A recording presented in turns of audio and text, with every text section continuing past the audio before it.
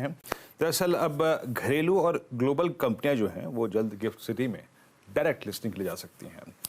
NSC के MD and CEO Shri Ashish Chauhan ने CNB सेवा से खास बातचीत करी। उन्होंने कहा कि ये प्रक्रिया पर काम जारी है और जल्द ही ग्लोबल और आई थिंक डोमेस्टिक कंपनीज को अब गिफ्ट सिटी में लिस्ट होने का सीधे सीधे मौका मिलेगा। और बीएससी एनएससी के मतलब गिफ्ट सिटी में जो मर्जर की बात हो रही है वो भी एक निर्णायक स्तर पे है। आइए सुनते हैं स्टेटमेंट में एग्जैक्टली सीएनबी सेवा के साथ जब बात की क्या कहा।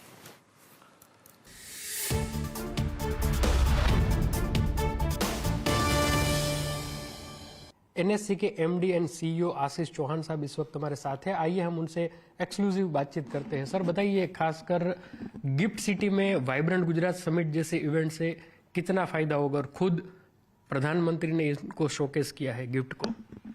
जो गिफ्ट सिटी की एक्सचेंज है एनएससी इंटरनेशनल एक्सचेंज, वो आज 21.5 घंटा जब जापान शुरू होता है उसके पहले शुरू होती है और जब कैलिफोर्निया से होता है उसके बाद से होती है, तो नेचुरली पूरा वर्ल्ड कवर हो जाता है। तो उसमें जब ये डायरेक्ट लिस्टिंग की भी बात चली है, अब मुझे लग रहा है अगले 1-2 महीने में वो भी जो भारत की कंपनियां हैं वो भी भारत में लिस्टिंग न करके डायरेक्टली गिफ्ट सिटी में भी लिस्ट कर पाएंगे। जो म्यूचुअल फंड्स हैं, लोकल म्यूचुअल फंड्स भारत के अंदर, उनको भी एक गिफ्ट सिटी में लिस्टेड कंपनियों में निवेश करने के लिए उनको एक कार्व आउट मिलेगा।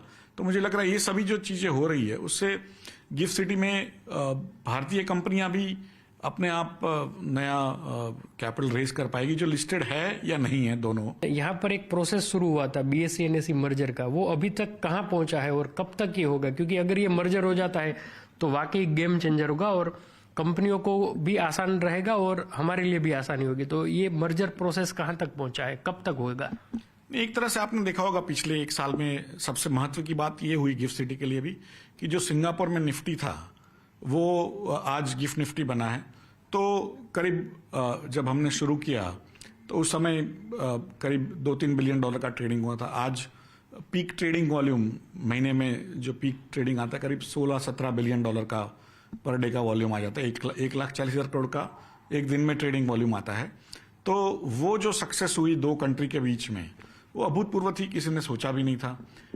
अब ये लिस्टिंग की बात भी चली है, जो और बॉन्ड लिस्टिंग करीब 80-85 बिलियन डॉलर्स का बॉन्ड्स भारतीय कंपनियों ने गिफ्ट सिटी पे रेस करके भारत के विकास में डाला है। मुझे लग रहा है अगले 10 साल में $1 ट्रिलियन से भी अधिक डॉलर का जो लिस्टिंग बॉन्ड्स का भी होगा गिफ्ट सिटी की एक्सचेंजेस पे और वो भारत के विकास में उसको जोड़ा जाएगा। तो मुझे लग रहा है ऐसी कई चीजें हो रही है। उसके अंदर जो 2 एक्सचेंजेस का जो मर्जर का बात था उसमें दोनों एक्सचेंजेस के जो पेरेंट एक्सचेंजेस जो भारत में है एनएससी और बीएससी, दोनों ने इन प्रिंसिपल अप्रूवल दिया हुआ है।